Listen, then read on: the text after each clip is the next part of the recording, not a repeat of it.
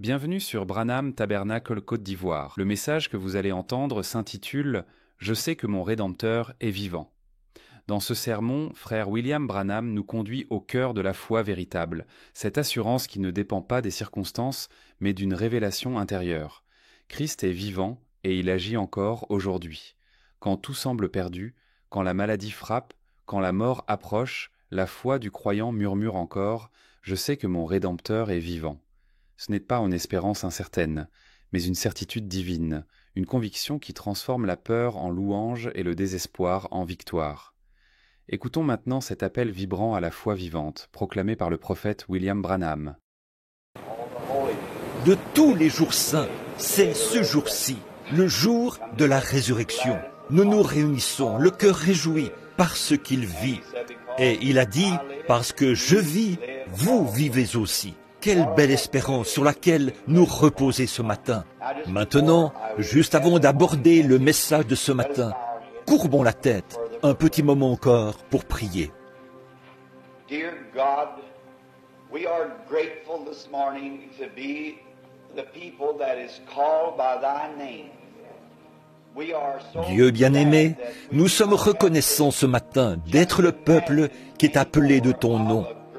Nous sommes très heureux que nous n'ayons plus à seulement imaginer une grande résurrection à venir. En effet, c'est maintenant une réalité pour nous, comme nous lisons cela dans ta parole, et nous voyons que tu l'as promis, et ressentons dans nos âmes que Jésus vit.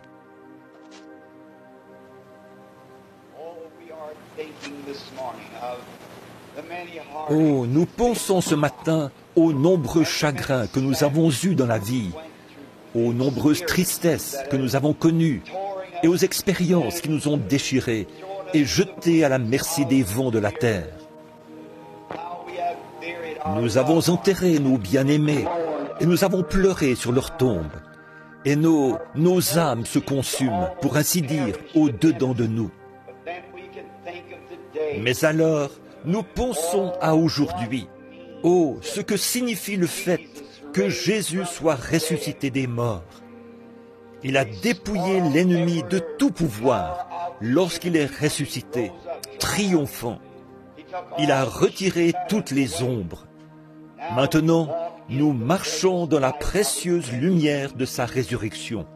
Oh, nous pouvons imaginer ce qui s'est passé il y a 1900 ans ou plus ce matin, quand deux petites femmes, en route vers le sépulcre, se demandaient qui ôterait la pierre pour elles.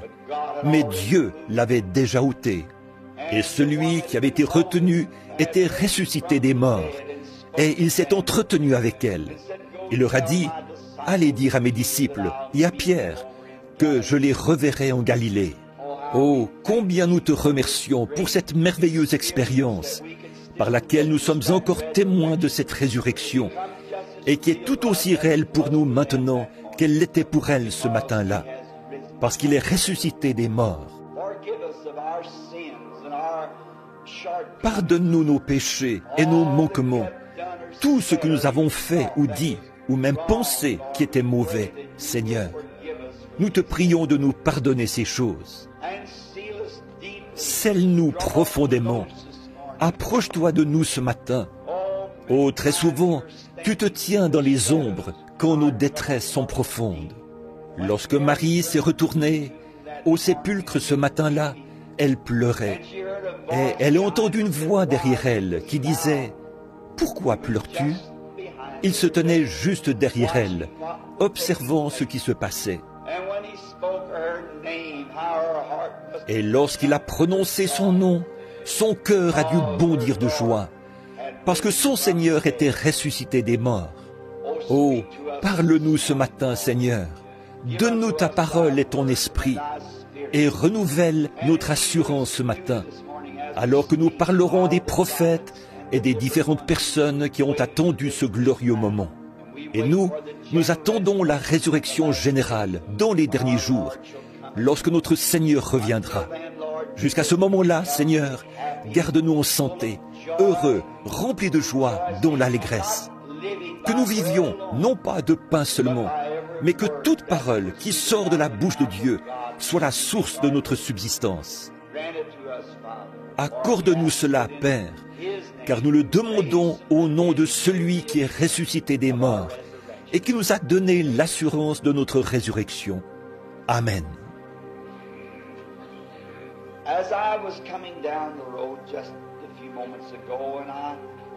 Alors que j'étais en chemin, il y a quelques instants, et que les oiseaux chantaient, je pensais, quelle belle journée de printemps. Après, Pâques tombe vraiment un moment approprié. Après le long hiver ténébreux et froid, avec ses tempêtes de neige et tout, voici que paraît le soleil. Et la venue du soleil apporte une nouvelle vie, une nouvelle espérance, de nouvelles saisons, de nouvelles récoltes, de nouvelles fleurs. Tout revient à la vie. Même un homme qui n'a pas de Bible à lire peut quand même reconnaître que Dieu existe. Il lui suffit d'observer la nature, de voir comment elle suit son cours. L'automne, c'est la crucifixion. Le printemps, c'est la résurrection. On peut voir Dieu dans chaque chose. Et je pensais, en écoutant chanter mes petits oiseaux dans la cour ce matin, mes petits rouges-gorges, que j'aime beaucoup. Je les appelle mes petites radios. Alors je sors pour allumer ma radio le matin et je l'écoute. Et vous connaissez certainement la petite légende du rouge-gorge. Selon la légende, c'était un petit oiseau brun jusqu'au vendredi saint. Quelqu'un se mourait, seul, personne pour l'aider. Il était seul. Il avait été cloué à une croix. Et un petit oiseau brun essayait de le libérer de cette croix, en plongeant sans arrêt pour arracher les clous et les épines qu'il avait à la tête. Sa petite poitrine est devenue toute rouge de sang. Et depuis ce jour-là, sa poitrine est rouge. Et j'ai pensé, oh Dieu, voilà le genre de bouclier que je voudrais avoir. Et observez le petit rouge-gorge, quand il se donne des petits coups de bec. Juste en dessous de cette petite couche de plume rouge, c'est noir.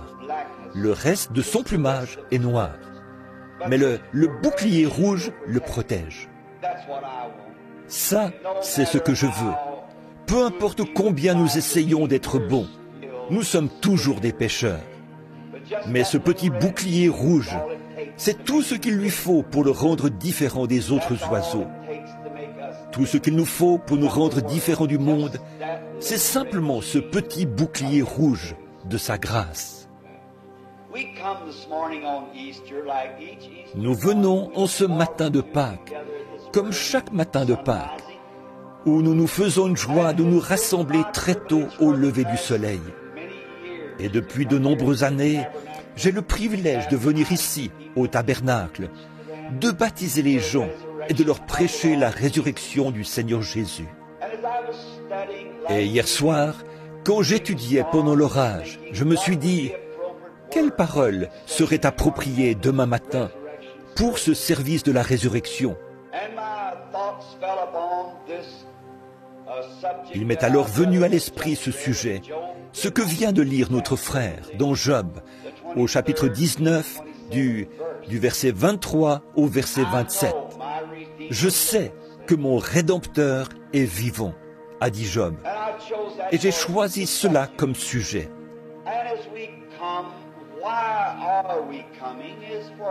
Et comme nous venons ici, pourquoi y venons-nous?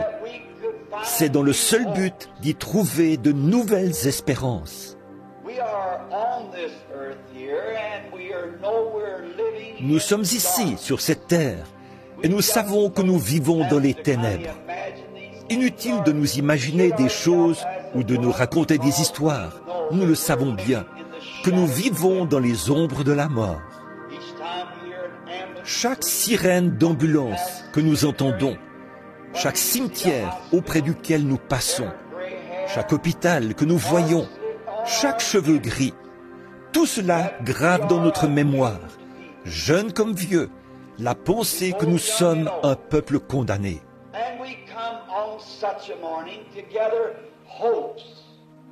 Et nous sommes venus en ce matin puiser ici des espérances, de nouvelles espérances, quant à la raison et au but de notre présence ici. Et je crois que ceci est un merveilleux moment pour réfléchir aux espérances que Dieu nous a données.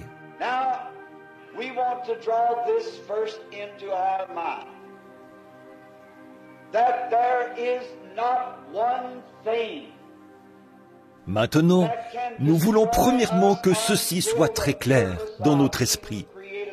Absolument rien ne peut nous détruire tant que le dessein de celui qui nous a créés n'a pas été accompli. Absolument rien. Nous avons été créés dans un but. Cette église a été bâtie ici dans un but. Cette fondation n'a pas été creusée, ni la pierre angulaire posée, ni les blocs de béton disposés dans cet édifice, ni le toit construit et l'intérieur aménagé, simplement pour voir si cela pouvait se faire. Elle a été bâtie ici par un but ou dans un but. Votre maison dans laquelle vous habitez ne s'est pas retrouvée là par hasard ou parce que quelqu'un avait du temps à perdre. Votre maison a été construite dans un but, pour servir un but. Si vous avez conduit votre automobile pour vous rendre ici ce matin, cette automobile-là n'a pas été fabriquée juste pour voir s'il était possible de la fabriquer. Les matériaux n'ont pas été gaspillés par l'homme. On les a utilisés dans un but et pour servir un but. Les vêtements que vous portez n'ont pas été confectionnés juste pour voir si quelqu'un pouvait confectionner quelque chose. On les a confectionnés dans un but. Les aliments que vous consommez n'ont pas été cultivés juste pour les voir pousser. Ils ont été cultivés pour servir un but.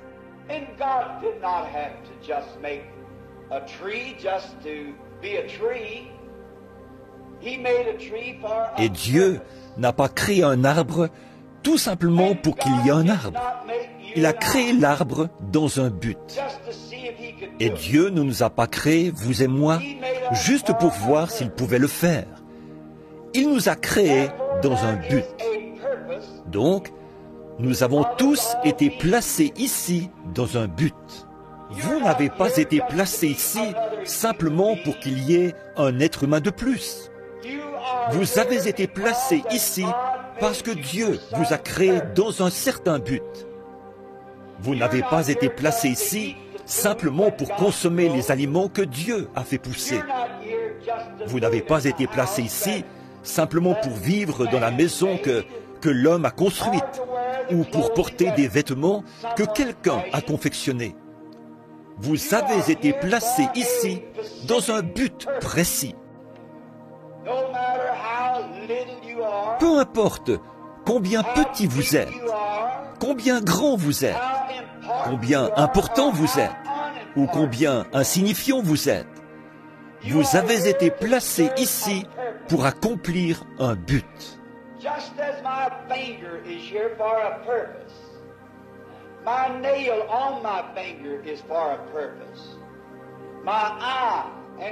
Tout comme mon doigt est là dans un but, l'ongle qui se trouve sur mon doigt sert un but. Mon œil et toutes les parties de notre corps sont là pour servir un but. Notre corps n'a pas été placé ici pour voir à quoi il ressemblerait, mais il a été placé ici pour accomplir son but. C'était le plan divin de Dieu de le faire ainsi.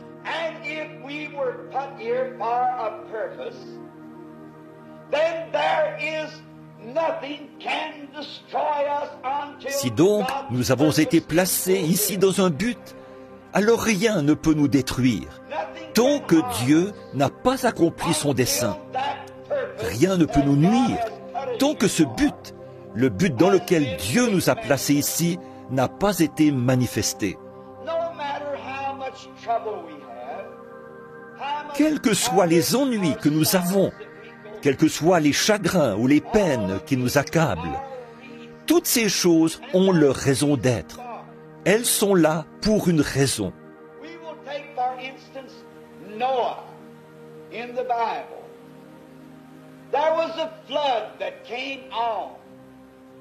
Prenons par exemple le cas de Noé dans la Bible. Un déluge était survenu et toute la terre avait été détruite. La végétation et toutes les autres choses avaient été détruites. Tout sauf Noé et la semence qu'il avait emportée dans l'arche. God's purpose can never be defeated. There is nothing can defeat it. So how happy ought we to be today? Le dessein de Dieu ne peut jamais connaître l'échec. Rien ne peut y faire échec. Oh, comme nous devrions être heureux aujourd'hui de nous reposer sur cette glorieuse révélation de la parole du Dieu vivant.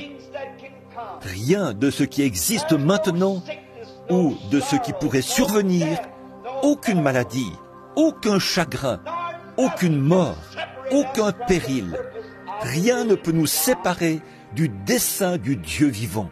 What God has imagined in His mind, what God has purposed in His heart. Ce que Dieu a conçu dans sa pensée, ce que Dieu a résolu dans son cœur d'accomplir, aucun démon, aucune puissance, rien ne pourra jamais disjoindre ce grand plan immortel, le plan éternel de Dieu. Tout doit s'accomplir comme Dieu l'a dit. Then we find that in the day that all of the world was going to be Alors, destroyed. nous voyons que dans les jours où le monde entier allait être détruit par le déluge, Dieu avait fait des préparatifs. Des préparatifs dans quel but? De préserver son dessein. He did it in the days of Noah. And He's doing it today. C'est ce qu'il a fait du temps de Noé. Made a Et il le fait encore aujourd'hui. Il a fait des préparatifs afin de préserver son propre dessein. He will conserve a church. He will conserve a Il préservera une église. Il préservera un groupe de gens. Il préservera des sujets pour son glorieux domaine que la mort ne peut détruire.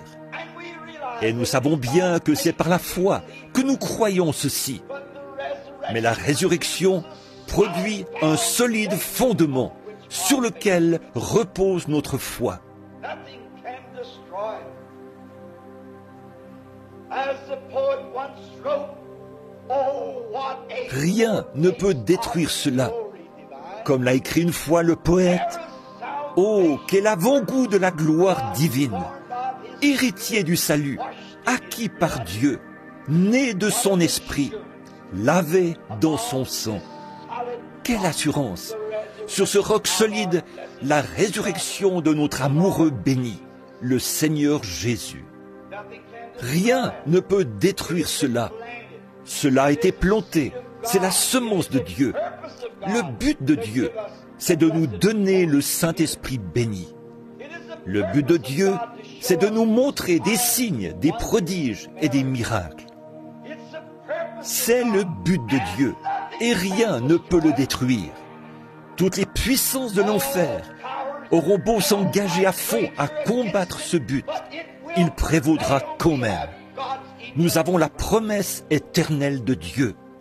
On aura peut-être des enseignants, on aura peut-être des ismes, on aura peut-être de grands programmes, on aura peut-être des choses donnant l'impression que ce but sera détruit. Mais il ne pourra jamais être détruit. Le but de Dieu, c'est de veiller à ce que ce but prévale. Alors, qu'il soit détruit ou non, ça ne dépend pas de moi et ça ne dépend pas de vous. Ça dépend de Dieu. Et nous pouvons nous reposer avec l'assurance que Dieu ne permettra jamais que notre héritage soit détruit. Parce que son but, c'est de nous le donner. Now we would think also today upon Et nous pouvons repenser aujourd'hui à des cas de destruction où on a tenté de le détruire. we have Christ. Nous avons la promesse de Christ lui-même. We think of the Hebrew children. When God had a purpose for them. Nous repensons aux enfants hébreux, alors que Dieu avait un but pour eux. Quand ils étaient là-bas à Babylone, et que la fournaise avait été chauffée 7 fois plus qu'elle ne l'avait jamais été, afin de détruire le but de Dieu. Et tout Babylone était rempli de fureur. Ils étaient décidés. Satan était décidé à détruire le but de Dieu, car il savait que ses enfants allaient être jetés dans la fournaise. Alors, il a fait en sorte qu'au moment de chauffer la fournaise, elle soit chauffée 7 fois plus que d'habitude, afin d'être certain que le programme de Dieu soit détruit. Mais Dieu voulait manifester sa puissance. Alors tout Babylone et tout l'enfer étaient incapables de faire échec à ce but. Non, monsieur. Peu importe s'ils avaient fait chauffer cette fournaise 1 million de fois plus que d'habitude, elle n'aurait jamais détruit le but de Dieu. Dieu voulait montrer qu'il était un Dieu de délivrance, qu'il accorderait sa délivrance à celui qu'il désire délivrer, et que rien ne pouvait faire obstacle à son programme. Alors, quand on a chauffé la fournaise, Shadrach, Meshach et Abednego ne savaient pas du tout qu'ils sortiraient de cette fournaise. En effet, ils ont fait eux-mêmes cette affirmation. Notre Dieu peut nous délivrer. Mais quoi qu'il en soit, nous ne nous prosternerons pas devant cette statue.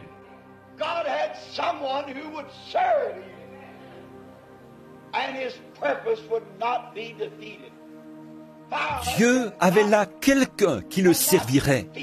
Son dessein ne pouvait pas être détruit. Le feu ne peut pas empêcher le plan de Dieu d'atteindre son but. Et oh, que je suis heureux de dire ceci ce matin. Toutes les bombes à hydrogène du monde ne pourront jamais faire échec à la résurrection de son Église.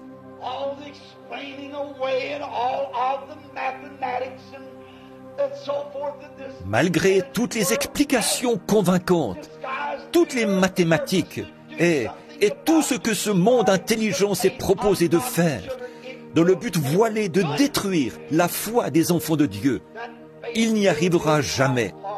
La foi subsistera pour toujours.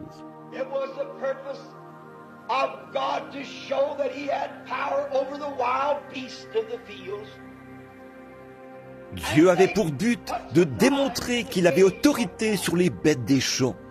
Une fois, on avait mis des lions dans une caverne. On les avait privés de nourriture. Ils étaient si affamés qu'ils auraient pu, d'un grand coup, tailler une personne en pièces. Le diable s'est dit, je vais certainement pouvoir détruire ce prophète, Daniel. Mais Daniel avait résolu en son cœur d'accomplir la volonté de Dieu. C'est Dieu qui avait fait naître ce désir dans son cœur. En effet, avant que Daniel puisse éprouver ce désir, il fallait que quelque chose ait créé ce désir en lui. Avant qu'il puisse avoir la foi, il fallait que quelque chose lui ait dit qu'il existe un Dieu qui peut délivrer. Et oh, cela concorde vraiment bien ce matin avec la foi vivante du Dieu vivant dans son Église. Il y a quelque chose dans nos cœurs qui parle d'un pays au-delà du fleuve. Je ne peux pas mettre le doigt sur ce pays. Aucun homme ne le peut. Mais il y a quelque chose en nous qui nous dit que la tombe n'est pas son but. Tu es poussière et tu retourneras à la poussière. Cela n'a pas été dit de l'âme.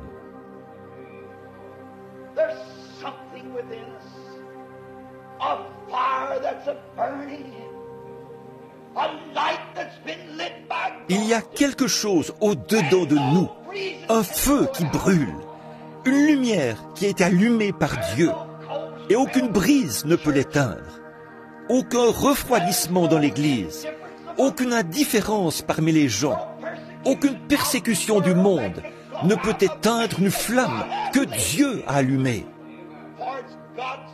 Car c'est le dessein de Dieu que son flambeau de la liberté brûle jusqu'à la venue du Seigneur. Et aucune puissance ne peut éteindre ce flambeau.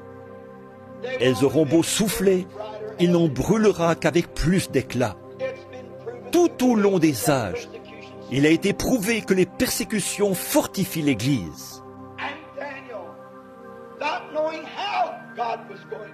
Daniel ne savait pas comment Dieu allait le faire. Il ne savait pas si oui ou non Dieu allait le faire. Mais il savait que Dieu pouvait le faire.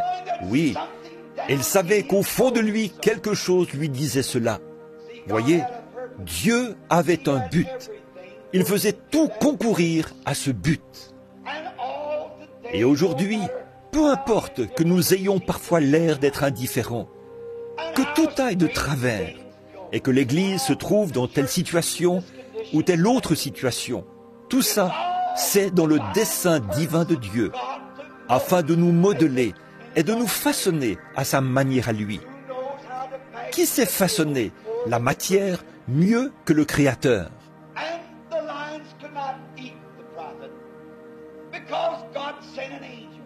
Et les lions n'ont pas pu dévorer le prophète, parce que Dieu avait envoyé un ange. Il avait dépêché un ange qui se tenait auprès de ce prophète pour le protéger. Parce que Dieu avait un but. Il voulait faire voir à ce roi prétentieux sa main puissante et son dessein.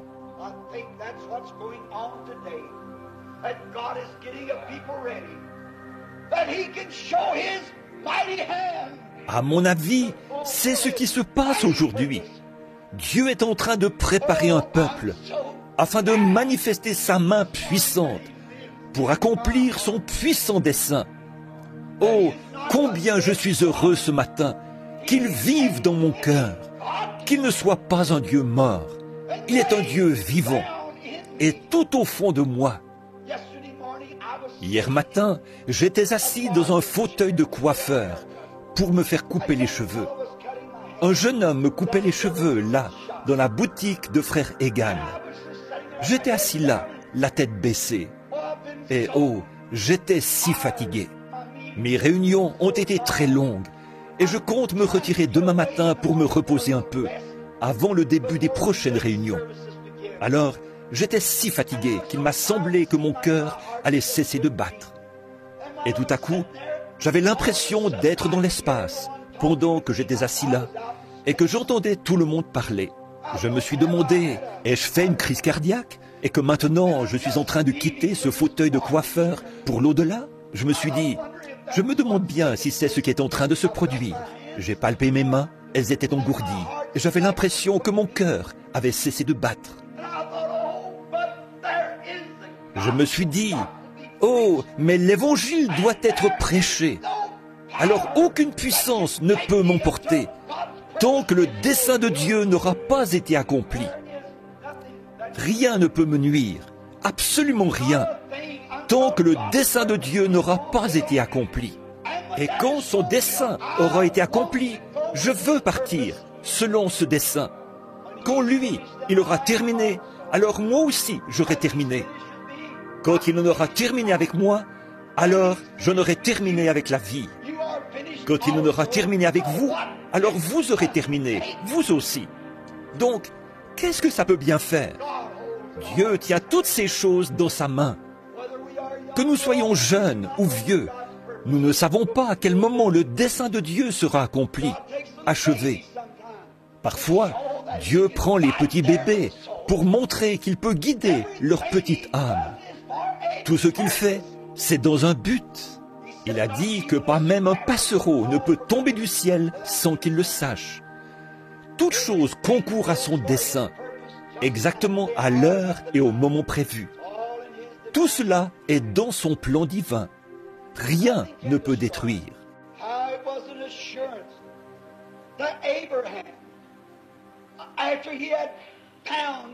Quelle assurance c'était pour Abraham, après avoir trouvé Dieu, d'apprendre que Dieu avait un dessein. Et selon son dessein, il allait produire un fils, par Abraham et Sarah.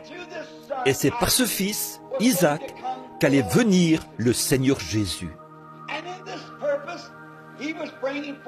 Selon son dessein, il allait susciter Sarah et Abraham, faire d'eux un peuple puissant et produire ce fils. Et il a choisi les pires personnes possibles pour accomplir cela. Comme c'est étrange, Dieu agit vraiment de façon mystérieuse. Eh bien, on se serait attendu, s'il voulait faire venir un enfant au monde comme ça, à ce qu'il choisisse une femme féconde. On se serait attendu à ce qu'il choisisse un homme qui n'était pas stérile. Quant à Abraham et Sarah, ils étaient mariés depuis de très nombreuses années. Et elle n'était pas féconde. Elle était incapable d'élever un enfant. Eh bien alors, on se serait attendu à ce qu'il trouve une jeune femme féconde, qui soit capable de donner naissance à cet enfant. Mais Dieu aime manifester sa grâce. Dieu aime prendre une chose qui n'est rien et en faire quelque chose, car il est créateur. C'est pour ça qu'il nous a pris, vous et moi, qui n'étions rien, afin de faire de nous ses propres enfants, nous qui étions malheureux, misérables, perdus, aveugles et haïssables. Il a fait de nous ses enfants bien-aimés. C'est dans le dessein de Dieu d'agir ainsi. Et on se serait attendu à ce que Dieu prenne une jeune femme et un jeune homme pour accomplir cela. Une jeune femme et un jeune homme qui venaient tout juste de se marier.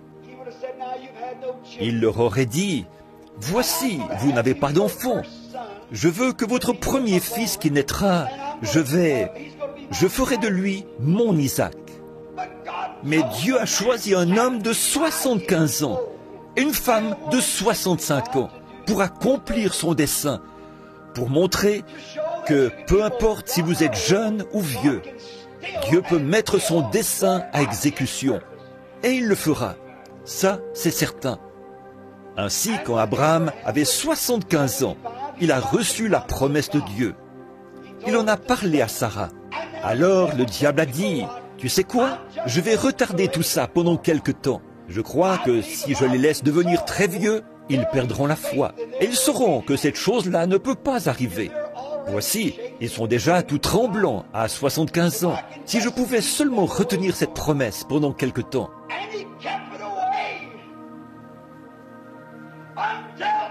Et il a retenu cela jusqu'à ce qu'Abraham et Sarah soient très avancés en âge, qu'ils aient les cheveux gris et les épaules tombantes. Ça montre tout simplement que rien ne peut faire échec à son dessein. Pas même la mort ne peut faire échec à son dessein. Abraham était comme mort. Et ça faisait 40 ou 50 ans que le sein de Sarah était mort. Mais rien ne peut faire échec au dessein de Dieu. Son corps était usé, tout ridé. Les canaux lactaires étaient desséchés. Son cœur était si affaibli qu'il n'aurait pas pu supporter un accouchement. Mais là, Dieu nous fait savoir que son dessein ne peut pas échouer. Il a transformé Sarah. Il l'a fait redevenir une jeune femme. Il a pris un homme âgé de 100 ans et lui a redonné sa jeunesse. Peu importe à quel point ça semble irrationnel, Dieu avait fait la promesse. Abraham ne douta point par incrédulité au sujet de la promesse de Dieu. Mais il fut fortifié, donnant gloire à Dieu, car il avait conclu que lui, Dieu, était capable d'accomplir ce qu'il avait promis. Alors, que devrions-nous être ce matin? Nous sommes les enfants de sa promesse. Nous qui sommes morts en Christ, nous sommes la postérité d'Abraham. Nous sommes co-héritiers de la promesse avec lui. Alors, peu importe à quel point la maladie nous attaque, peu importe de quelle mort nous mourrons, peu importe le degré de pauvreté qui nous assaille, le dessein de Dieu ne peut pas échouer. Il nous relèvera, parce que je vis, vous vivrez aussi. Voilà notre espérance.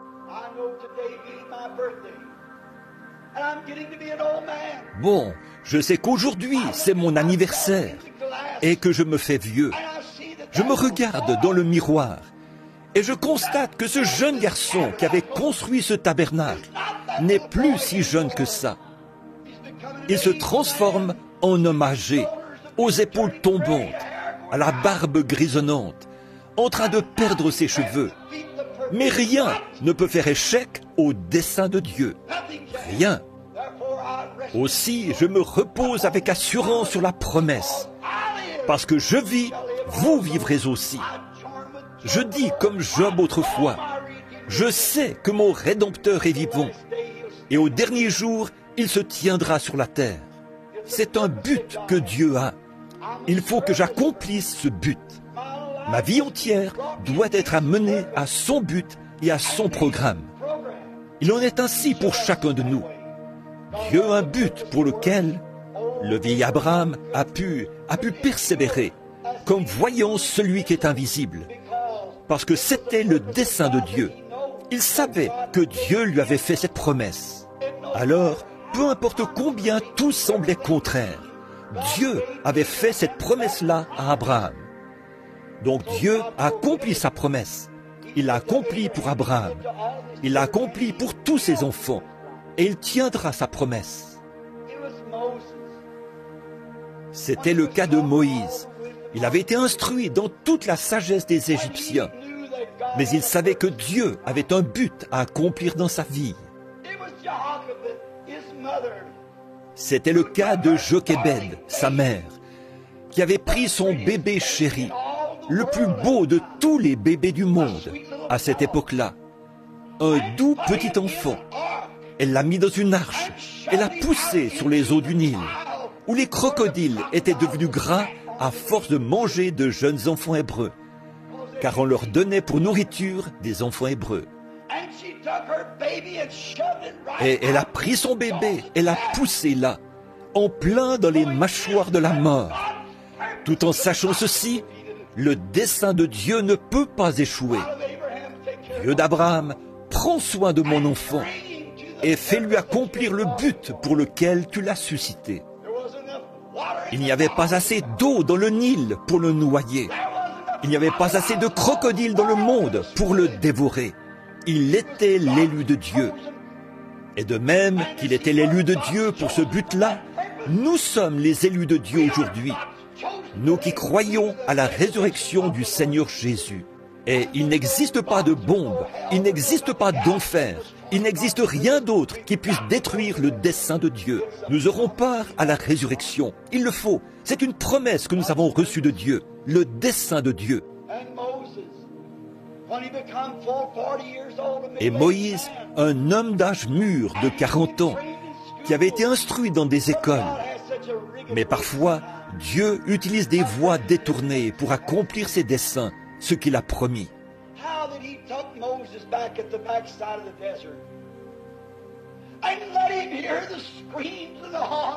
Voyez comment il a pris Moïse là, derrière le désert, et lui a fait entendre les cris et percevoir les tourments, alors qu'il titubait dans le désert, tout seul, exposé aux hurlements des vents, aux scorpions et aux cobras, et tout seul, là dans le désert, si bien qu'il était sur le point de périr. Il n'y a rien qui puisse faire échouer le dessein de Dieu. Dieu avait suscité Moïse, et Moïse devait faire ce que Dieu lui avait ordonné de faire, car le dessein de Dieu ne peut pas échouer.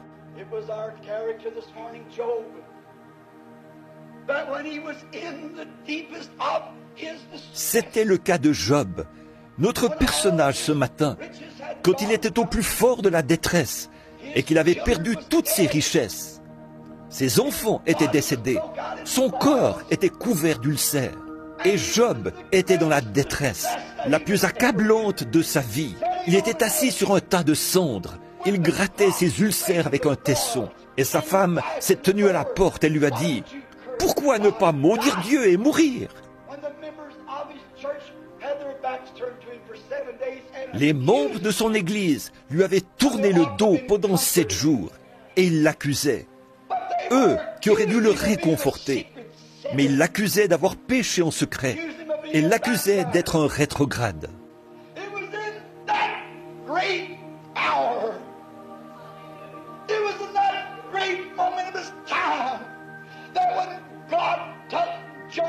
C'est dans cette heure cruciale, c'est dans ce moment crucial, c'est à ce moment-là que Dieu a amené Job sur les sables sacrés. Là où il amène chaque croyant pour lui faire vivre une expérience derrière le désert, comme il l'a fait avec Moïse, dans le petit lieu secret où il vous a amené, dans le petit hangar à charbon où j'ai reçu cela.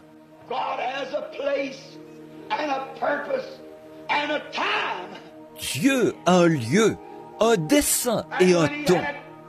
Et quand il a plongé Job dans cette situation, il l'a amené sur les sables sacrés, car il était sur le point de lui révéler quelque chose, une chose qui ne le quitterait jamais.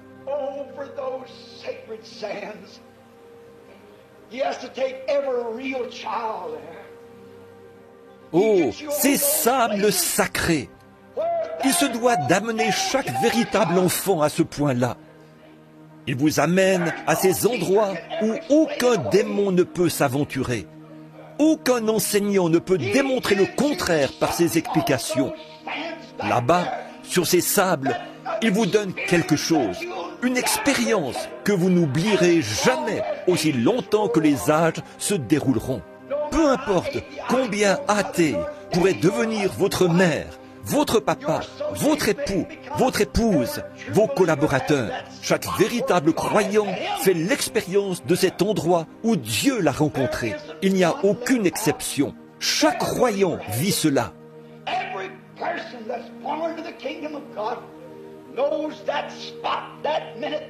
Toute personne qui est née dans le royaume de Dieu connaît cet endroit, cette minute, cette heure où Dieu l'a saisi.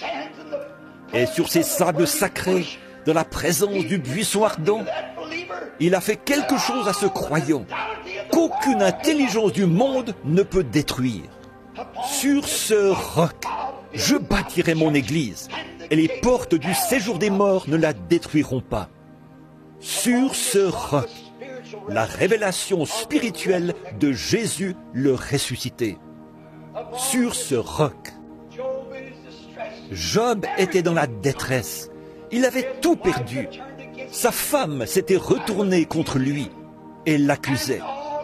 Et tous ses amis croyants s'étaient retournés contre lui parce qu'il n'avait que la théologie. Et tous les autres s'étaient retournés contre lui. Mais Dieu a dit, « Approche-toi, Job. Je vais te donner quelque chose, mon garçon. Je vais placer en toi quelque chose que tous les démons de l'enfer ne pourront t'enlever en t'ébranlant. Et même si tous les enseignants du monde t'accusent d'une façon ou de l'autre, cette chose ne bougera jamais. »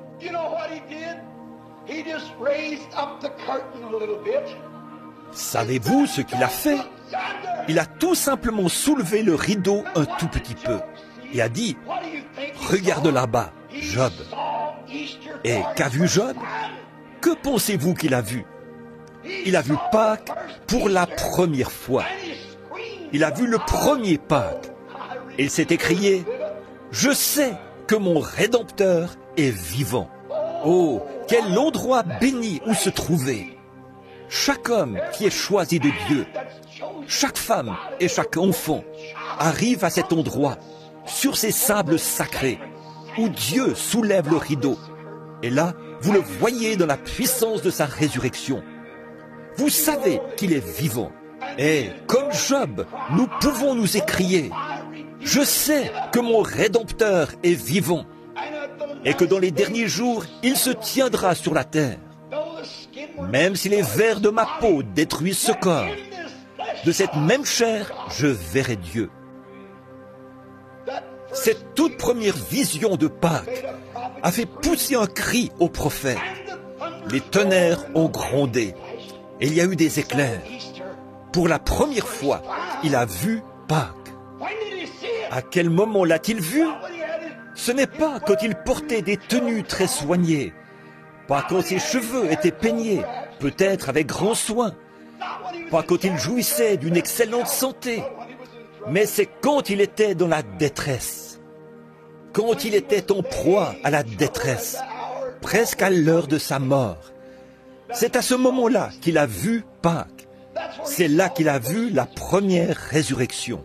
Oh, c'est pareil pour vous et moi.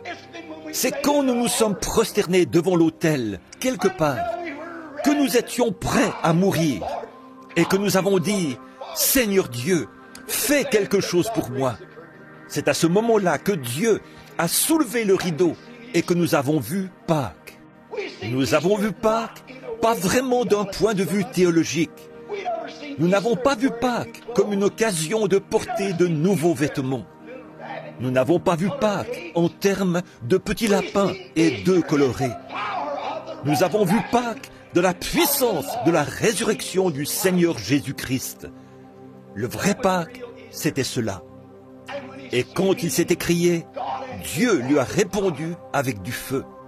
David, quand il avait été rejeté et qu'il était en exil, David, après qu'il avait péché et commis cet horrible crime, David, quand il était désemparé et que son fils, la joie de son cœur, avait été pris, David, ce prophète et ce roi, s'est écrié en voyant qu'il se faisait vieux et qu'il devait retourner à la poussière de la terre.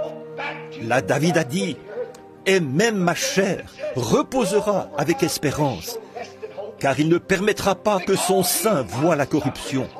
Il n'abandonnera pas son âme dans le séjour des morts. » David, quand il traversait son moment le plus pénible, David, quand il était désemparé et dans la détresse, et qu'il était presque à l'heure de la mort, c'est là que Dieu a soulevé le rideau et qu'il a dit, « Regarde là-bas, David. » David a dit, « Ma chair reposera avec espérance, car il ne permettra pas que son sein voie la corruption, et il n'abandonnera pas son âme dans le séjour des morts. Ainsi ma chair reposera avec espérance. »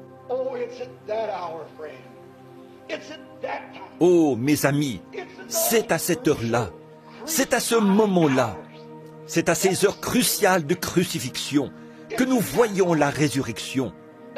C'est à ce moment-là que Dieu aime manifester sa grâce. C'est à ce moment-là que Dieu aime rassurer ses enfants. L'heure la plus sombre que ce monde ait jamais connue, c'était le vendredi saint. Toutes les espérances, à ce moment-là, tout ce qui avait été écrit, les gens avaient pour seule espérance ce qui avait été mis par écrit. Ils avaient pour seule espérance les déclarations d'un certain philosophe. Et là, sur le calvaire, se mourait le prince de la vie. C'était l'heure la plus sombre que le monde ait jamais connue. Mais Pâques a produit l'heure la plus radieuse que le monde ait jamais connue. Car toutes les superstitions, tous les doutes et toutes les craintes ont été éliminées quand Dieu l'a ressuscité. Pourquoi était-elle sombre? Qu'est-ce qui la rend sombre? Poursuivons ce que je disais tout à l'heure au sujet des oiseaux, au sujet des fleurs. Pourquoi donc le lys de Pâques fleurit-il à Pâques? Pourquoi les oiseaux chantent-ils au printemps? Pourquoi les plantes fleurissent-elles? C'est parce que l'été s'annonce. Qu'est-ce qui fait ça? Février, c'est à peu près le pire mois que nous avons eu. L'hiver se prolonge, se prolonge, se prolonge, se prolonge, jusqu'à ce qu'il donne son dernier coup. Puis il se retire pour céder la place à la vie. La mort a donné son dernier coup. Elle doit se retirer pour faire place à la vie. Pourquoi fait-il sombre avant le jour? Avant le jour, il fait plus sombre que jamais. Les scientifiques nous disent que c'est la lumière qui fait pression, qui entre en scène et qui descend. Le soleil se lève, enveloppe le monde. Sa lumière fait pression sur les ténèbres. Elles donnent leur dernier coup. Elles ne peuvent plus résister. Les ténèbres ne peuvent pas du tout résister à la lumière. Elles ne le peuvent pas. La lumière est 10 millions de fois plus puissante que les ténèbres. Alors il est impossible pour la lumière et les ténèbres de cohabiter. Et quand la lumière commence à se lever, les ténèbres se rassemblent et deviennent denses. La lumière les comprime.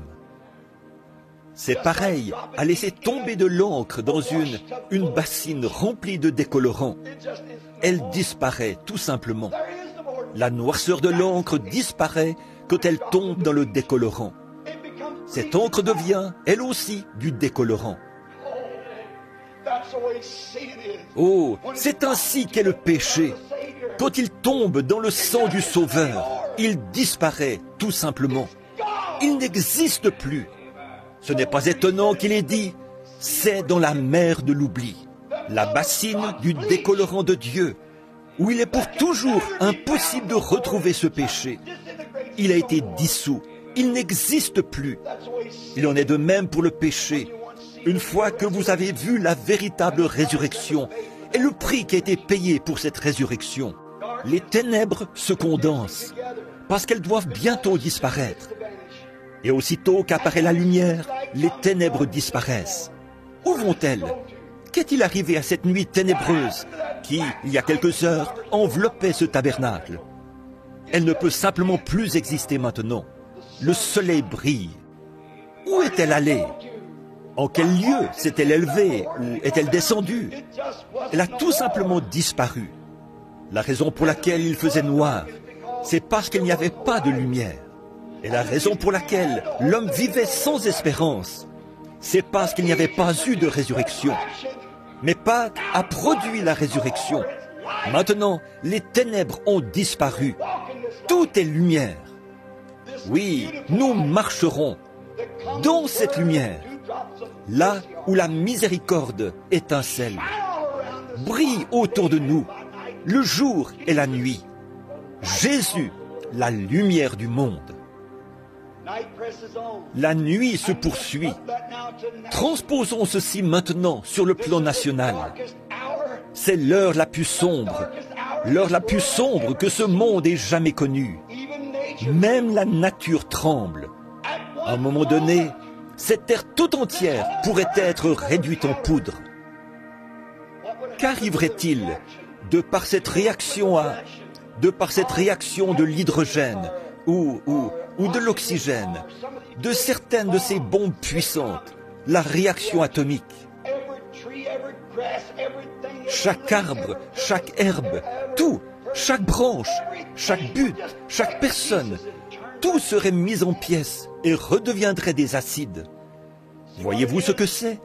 Le monde entier tremble, les bombes sont prêtes, tout semble fixé dans le temps. Et si les ténèbres ont un temps qui leur a été fixé, à combien plus forte raison la lumière a-t-elle un temps qui lui a été fixé? Qu'est-ce qui fait que ce soit si ténébreux en ce moment? Qu'est-ce qui cause de telles choses? Les églises n'ont plus de communion entre elles. Nous nous disputons. Oh, quoi donc? Je suis méthodiste, je suis presbytérien, je suis pentecôtiste, je suis de l'église de Dieu, je suis des assemblées. Oh, mes enfants, ne voyez-vous pas? Si c'était là notre seul point d'appui, nous serions les gens les plus malheureux du monde. Je suis si heureux que dans un petit lieu sacré, un petit lieu ici, sur l'avenue Oyo, un soir, dans un hangar à charbon, Dieu ait soulevé le rideau. C'est là que pour moi, méthodiste, baptiste, presbytérien, pentecôtiste, tout cela a cessé d'exister, car j'ai vu Pâques. J'ai vu Jésus, mon Sauveur. J'ai vu qu'il est la résurrection et la vie. Celui qui croit en moi, vivra, quand même il serait mort. Quiconque vit et croit en moi ne mourra jamais. Je vois qu'il est le seul roi et seul souverain, la seule chose qui puisse m'aider, le seul donateur de la vie éternelle, le seul qui puisse guérir ma maladie, qui puisse ôter mes maladies, qui puisse me ressusciter dans les derniers jours. Il m'a simplement laissé regarder de l'autre côté du rideau, et je l'ai vu, lui, la résurrection. Alors, je me suis joint à Job. Je sais que mon Rédempteur est vivant.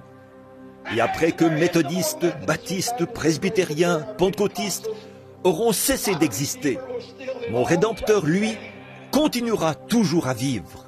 Peut-être direz-vous, eh bien, telle chose, c'est comme ceci, et telle chose, c'est comme cela. Si vous ne faites pas ceci, si vous ne faites pas cela, je sais qu'il en est autrement, parce que j'ai regardé de l'autre côté du rideau du temps. J'ai été sur les sables sacrés, de même que chaque croyant ici présent. Aucun démon ne peut toucher ce sable-là. Aucun docteur en théologie ne peut me dissuader par ses explications. Quand j'étais malade, il m'a guéri. Quand j'étais perdu, il m'a sauvé. Il vit au siècle des siècles. Vous me demandez comment je sais qu'il vit? Il vit dans mon cœur. Il n'est pas mort, il est ressuscité des morts. Et ces grandes ténèbres qui sont suspendues au-dessus de la terre maintenant, elles sont là uniquement pour indiquer que la lumière a amorcé sa descente et fait pression en descendant.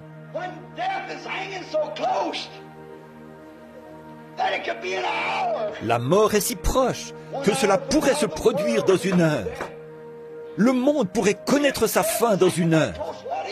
Qu'est-ce qui fait que la mort soit si proche? C'est la vie qui approche, la résurrection. Pâques pour tous les enfants de Dieu. Elle est tout près, elle fait pression. Les anges descendent, le grand Saint-Esprit entre en scène. Les ténèbres donnent leur dernier coup, car bientôt la lumière paraîtra. Christ, la joie et l'espérance des âges, viendra. Ce sera une véritable résurrection pour tous les croyants. En effet, nous aurons part à sa résurrection, tout comme nous avons eu part à sa souffrance. Celui qui souffre avec moi régnera avec moi. Oh, alors dois-je être transporté à ma demeure céleste sur un lit de rose, alors que d'autres ont combattu pour remporter le prix et naviguer à travers des mers de sang? Non, je dois combattre si je veux régner. Augmente mon courage, Seigneur, c'est ma prière. Oh, je ne dois pas me conduire comme un lâche. Je ne dois pas marcher tous les jours tête baissée, comme si la situation était au plus mal. Quand je regarde le monde et toutes ces ténèbres et toute l'agitation, je dois lever la tête, marcher avec la tête parmi les aigles, en sachant ceci, je le connais dans la puissance de sa résurrection. Parce qu'il vit, nous vivons aussi. Parce qu'il est ressuscité des morts, je ressusciterai aussi. Vous ressusciterez aussi. Voilà la signification de Pâques pour le croyant. Il y a quelque temps là-bas, c'était pendant la Première Guerre mondiale. On avait lancé de terribles gaz, comme le gaz moutarde et le chlore gazeux. Et c'étaient des gaz dangereux. Ils empoisonnaient tout. Les feuilles mouraient, les arbres mouraient, l'herbe mourait, tout mourait. Partout où ce gaz, le gaz moutarde, avait été lancé, il brûlait tout. Un matin de Pâques, un aumônier faisait la ronde des tentes où on avait couché les blessés et les mourants. Une infirmière de la Croix-Rouge l'accompagnait. Ces soldats avaient été au front pendant si longtemps qu'ils étaient vraiment épuisés. Alors elle tenait un bouquet de roses à la main. Elle passait près de chaque petit lit de camp où étaient étendus ces jeunes hommes qui pleuraient. C'était Pâques. Quelle Pâques c'était pour eux! Les avions les survolaient, elle lançait des bombes. Elle prenait une rose qu'elle donnait à chacun de ces jeunes hommes en disant « Que Dieu vous bénisse, mon frère, que Dieu vous bénisse ». Ces soldats empoignaient la rose et poussaient des cris, car ils savaient que cette rose avait poussé dans leur patrie. Frères, ce matin, nous vivons dans un monde de gaz toxiques, de gaz dangereux. Nous vivons dans un monde où des doctrines et des choses de toutes sortes déclarent « La résurrection n'existe pas, la guérison divine n'existe pas, ceci, cela ou telle autre chose n'existe pas. » Or, ce n'est pas l'infirmière de la Croix-Rouge qui vient auprès de nous, mais le Saint-Esprit, qui, de temps en temps, nous amène sur ces sables sacrés de la grâce de Dieu et met dans nos cœurs un avant-goût du pays qui est au-delà du fleuve. Il a dit, ami prédicateur, il a dit, je me suis tenu là et j'ai pleuré jusqu'à ce que, j'ai tant pleuré que j'ai dit, un des soldats se rendait à moto à la ligne du front. C'était de l'autre côté de l'Alsace-Lorraine. Et il m'a dit qu'il y allait pour faire un genre de mission de reconnaissance. Et il m'a dit, je lui ai demandé, sergent, puis-je y aller avec vous? Il a répondu, bien sûr, aumônier, montez. Il a dit, vous voulez prendre votre propre? J'ai dit, ce n'est pas la peine. J'aimerais faire le trajet avec vous. Il a dit, d'accord, montez. Il a dit, nous avons roulé jusqu'à ce désert blanchi, où il n'y avait plus la moindre trace d'herbe, rien du tout. Et il a dit, pendant qu'il préparait ces choses, car il devait envoyer un rapport à sa base, ou faire quelque chose. Il a dit, j'ai flâné autour de cet endroit. J'ai pensé, oh, quelle Pâques! En ce lieu, où les bombes ont rasé tous les bâtiments, où les arbres ont été déchiquetés par les balles de mitraillettes. Pas un seul brin d'herbe n'a subsisté. Il a dit, « Ô Dieu, voici à quoi ressemblera ce monde un de ces 4 matins, quand le péché aura pris toute son ampleur. Voici ce à quoi il ressemblera. » Et il a dit, « Une certaine pierre a attiré mon regard et captivé mon attention. » Et il a dit, « Je me suis approché, j'ai pensé, « Seigneur, pourquoi veux-tu que je vienne là, près de cette pierre ?» Il a dit, « J'ai soulevé cette pierre. » Et à ce moment-là, j'ai vu un petit lys de Pâques se dresser. Il avait été protégé pendant toute cette tempête. Pendant tout ce temps, les gaz toxiques ne l'avaient pas du tout perturbé, car il était caché dans le rocher. Je sais que mon Rédempteur est vivant. Ô Dieu, peu importe ce que le monde dit, cache-moi dans le rocher des âges, Seigneur. Quand les tempêtes seront passées, permets que je puisse de nouveau lever la tête vers la vie. Parce qu'il vit, nous vivons aussi. Que peut dire le croyant qui a été sur ces sables et qui a été témoin de ces choses? Je sais que mon Rédempteur est vivant. L'Église, le monde, là, on va à l'église ce matin. Beaucoup y vont pour exhiber leur manteau neuf, d'autres pour exhiber leur chapeau neuf. On ne reverra plus ces gens jusqu'à Pâques prochain. Ils y vont pour faire étalage du monde et de la vanité. Beaucoup de gens vont à l'église comme couverture pour leurs péchés, pour faire partie d'une certaine grande organisation et dire « Je suis un tel, je suis membre de ceci ». Ça, c'est tout ce qu'ils savent. Ça, c'est tout ce qu'ils ont cru. Mais, oh, nous, ce matin, par la grâce de Dieu, nous nous sommes tenus à cet endroit où Moïse s'est tenu. Nous nous sommes tenus à cet endroit où Job s'est tenu. Nous nous sommes tenus à cet endroit où David s'est tenu. Et nous crions de toutes nos forces, « Je sais que mon Rédempteur est vivant et que dans les derniers jours, il se tiendra sur cette terre. Même si les vers de ma peau détruisent ce corps, de ma chair, je verrai Dieu. Je le verrai moi-même. Mes yeux le verront et non ceux d'un autre. Nous n'avons rien apporté dans le monde. Tout n'y est que vanité et orgueil. Il est évident que nous n'en pouvons rien emporter. L'Éternel a donné et l'Éternel a ôté. Que le nom de l'Éternel soit béni. Il savait une chose, mon Rédempteur est vivant. Non pas, il vivra, il est vivant. Ça veut dire qu'il vit continuellement et pour toujours. Il est vivant. Et parce que Jésus a dit, parce que je vis, vous vivez aussi. Courbons la tête un instant pour la prière finale. Oh, aujourd'hui, mon pauvre ami décrépit, si vous n'êtes jamais arrivé à cet endroit-là, oh, vous dites, frère Branham, je suis venu bien des fois ici au tabernacle. C'est merveilleux, j'apprécie cela. Oh, je suis allé à d'autres églises. J'ai écouté prêcher de très bons ministres. C'est merveilleux. Je lis ma Bible. Ça aussi, c'est très bien. Mais êtes-vous déjà arrivé à cet endroit où il a soulevé le rideau, ce lieu sacré, où une expérience a touché votre cœur?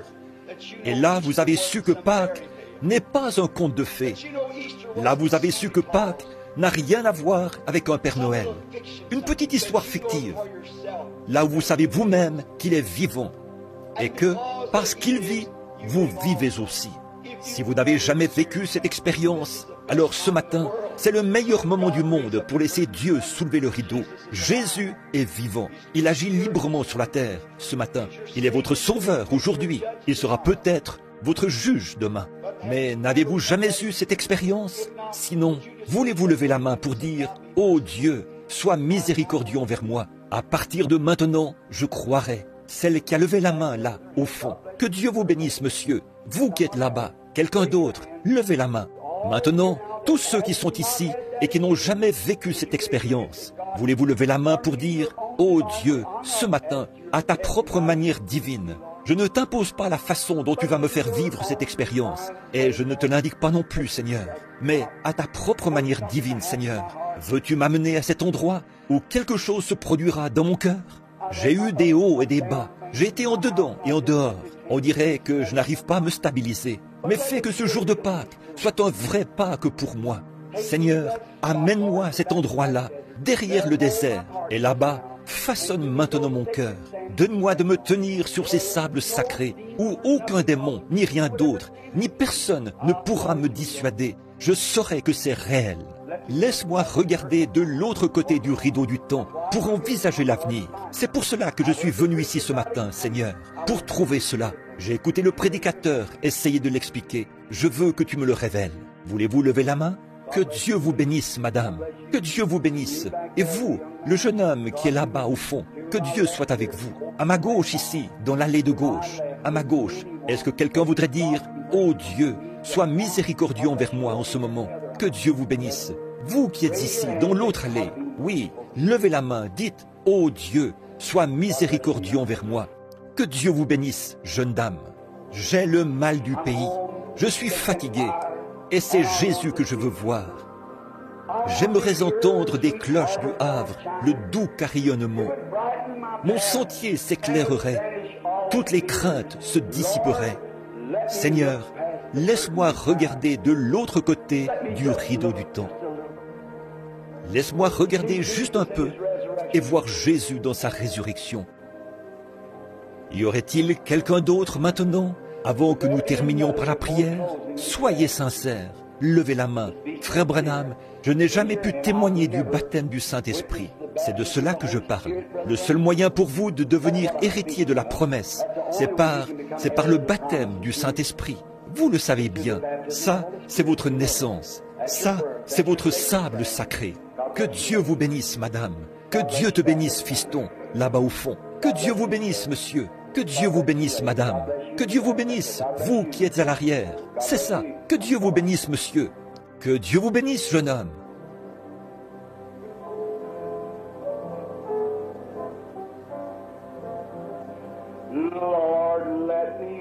Seigneur, laisse-moi regarder de l'autre côté du rideau du temps.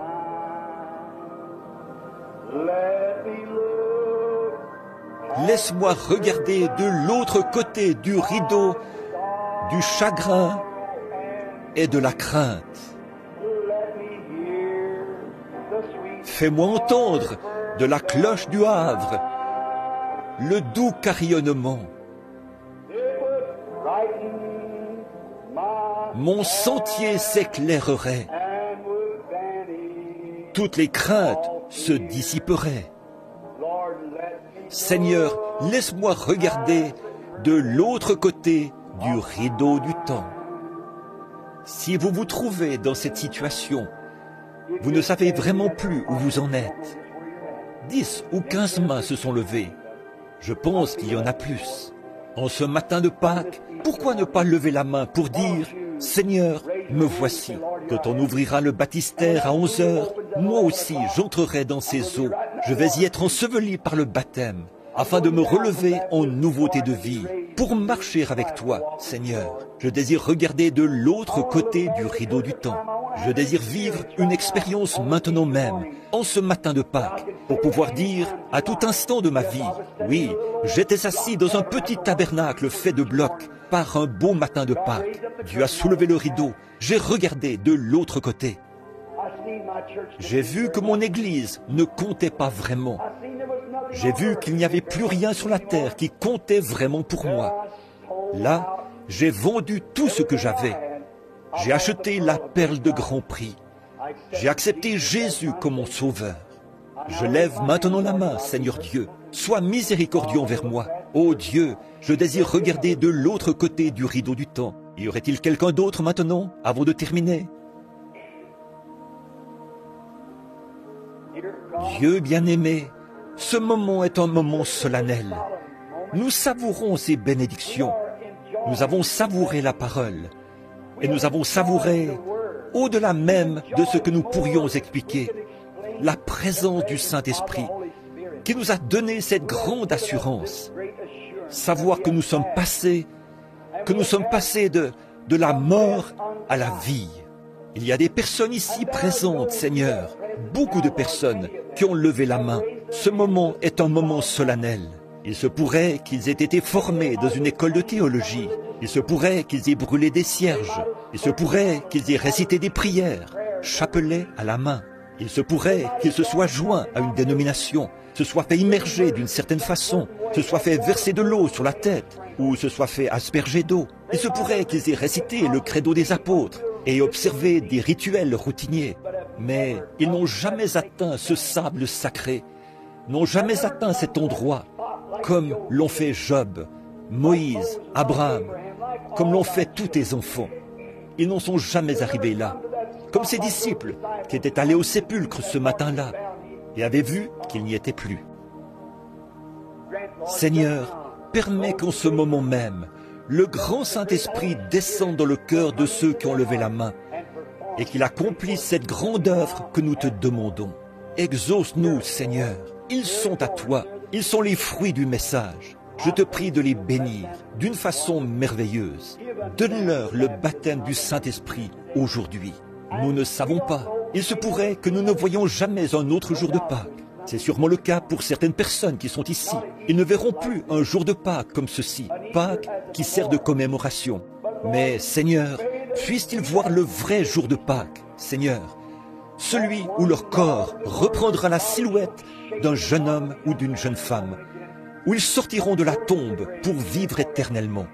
Bénis-les, Seigneur, ils sont à toi. Celui qui les a tirés, c'est toi. En effet, il est écrit, « Nul ne peut venir à moi si mon Père ne l'attire premièrement. » Ils sont maintenant à toi, si tu les as tirés. Si tu es assez près d'eux pour les amener à lever leurs mains en l'air, alors tu es assez près d'eux pour faire le reste du travail.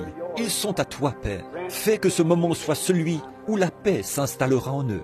Je te remercie pour tous ceux qui ont pris cette décision il y a déjà longtemps, qui ont fait l'expérience de la vie nouvelle, qui se sont tenus sur les sables sacrés. Ce matin, nous sommes ici pour nous réjouir avec eux, dans l'espérance de la venue du Seigneur Jésus. Quand nous aussi, nous connaîtrons avec lui la communion de sa résurrection, comme nous avons connu la communion de ses souffrances. Accorde-le, Seigneur. Puisse son esprit nous conduire et nous guider, comme nous poursuivons notre voyage. Maintenant, donne-nous un merveilleux service à 9h30, Seigneur. Guéris instantanément ceux qui sont malades et ceux qui sont affligés. Ceux qui n'ont encore jamais été immergés, qu'ils descendent dans la tombe ce matin et qu'ils se relèvent de cette tombe d'eau, Seigneur. C'est là la commission donnée par notre Seigneur. Après sa résurrection, il est apparu et a dit « Allez par tout le monde, prêchez l'Évangile. Celui qui croira et qui sera baptisé sera sauvé. Permets, Seigneur, qu'il en soit ainsi. Donne-nous une soirée glorieuse ce soir. Oui, Père, donne-nous une glorieuse journée. Puissions-nous longtemps savourer la présence de Dieu, car nous le demandons au nom de Jésus. Amen.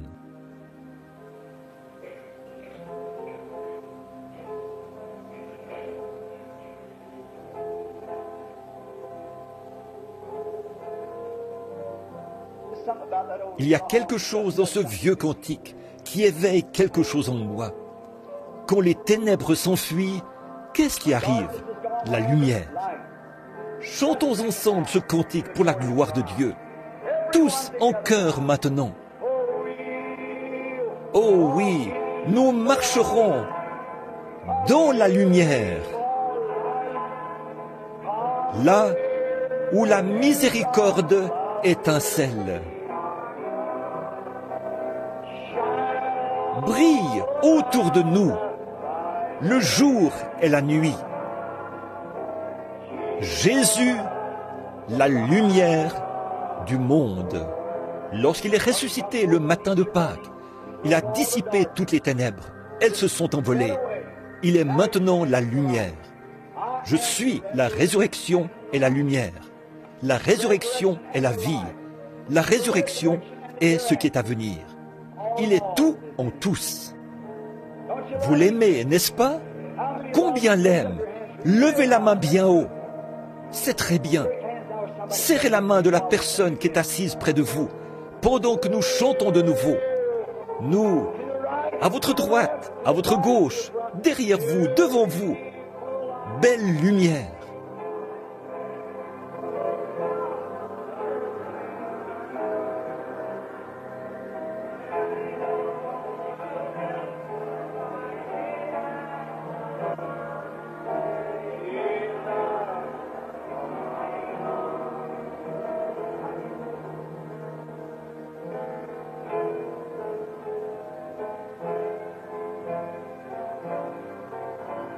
Le prochain service commence à 9h30. Ce sera un service de prédication et de prière pour les malades. Le service de baptême commencera à 11h. Tous ceux d'entre vous qui veulent être baptisés par immersion, le baptistère a été rempli d'eau. Je vais apporter mes vêtements. Nous serons de retour sous peu. Puis, ce soir, il y aura un autre service. On aura une ligne de guérison, un message et la ligne de guérison. Et nous verrons, eh bien, ce soir, c'est aussi le soir où nous avons la communion au tabernacle. Nous verrons, notre programme est très chargé. Alors, il faut faire vite maintenant. Allez prendre votre petit déjeuner là où vous avez prévu de le faire. Et revenez dans la joie. Levons-nous maintenant, chantons « Il vit, il vit ». Jésus-Christ vit aujourd'hui. Très bien, Frère Neville approche, s'il te plaît. Il vit, il vit. Jésus-Christ vit aujourd'hui. Il marche avec moi, parle avec moi, tout au long du chemin étroit de la vie. Il vit, il vit. Pour donner le salut. Vous me demandez comment je sais qu'il vit? Il vit dans mon cœur. Maintenant, que tout le monde dise un grand Alléluia. Il vit, il vit. Jésus-Christ vit aujourd'hui. Il marche avec moi, parle avec moi, tout au long du chemin étroit de la vie. Il vit, il vit, pour donner le salut. Vous me demandez comment je sais qu'il vit? Il vit dans mon cœur. Chantons-le encore. Quand nous arriverons là où on dit « Il vit », levons les mains vers lui, comme ceci. Il vit, il vit. Vous me demandez comment je sais qu'il vit? Il vit dans mon cœur. Tout le monde là. Il vit, il vit. Jésus-Christ vit aujourd'hui. Il marche avec moi, parle avec moi, tout au long du chemin étroit de la vie.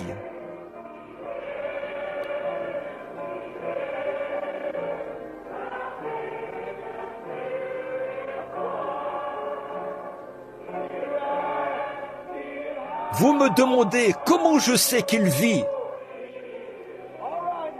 Bon, maintenant, il vit dans mon cœur.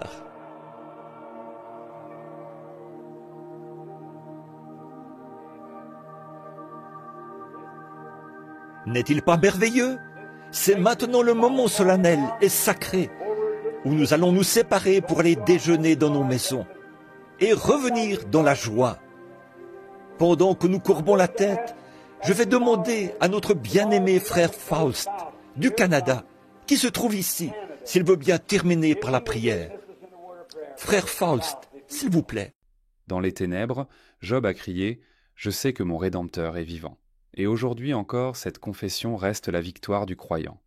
Peu importe l'épreuve, la maladie ou la perte, Jésus-Christ vit, et parce qu'il vit, vous pouvez vivre aussi. Que ce message ranime en vous la foi, la paix et la certitude que Dieu n'abandonne jamais ses enfants. Si cette parole a fortifié votre âme, abonnez-vous pour d'autres messages inspirés du prophète William Branham. Et partagez cette vidéo pour rappeler à d'autres, notre Rédempteur est vivant aujourd'hui encore.